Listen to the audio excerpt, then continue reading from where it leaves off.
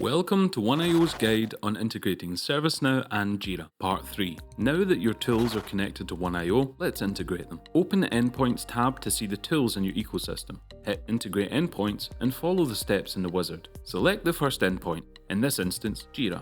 Choose the entity types you'd like to integrate. With Jira, you must also define the project and issue type ID.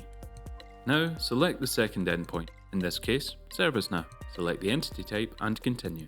Check this box to set the rules live instantly. When you hit create, ONEiO's software robots build the integration rule sets. Our bot has built various routing rules related to each entity type. Mappings for ticket bonding are automatically set, and mappings for relaying basic bonding variables are also created, such as status mappings, comments, and attachments. Step 2. In this section, we'll test our integration.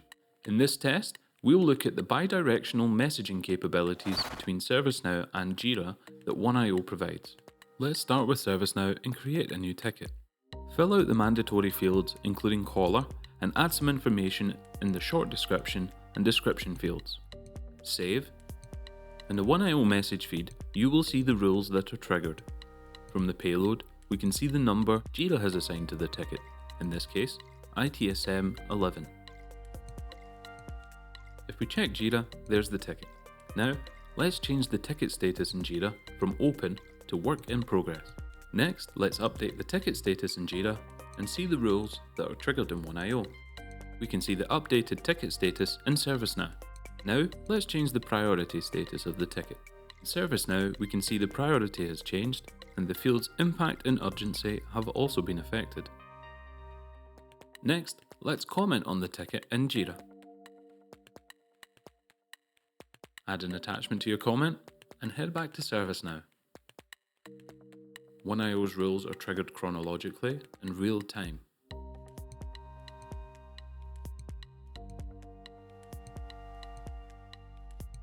Now, from the ServiceNow side, add a note to the ticket.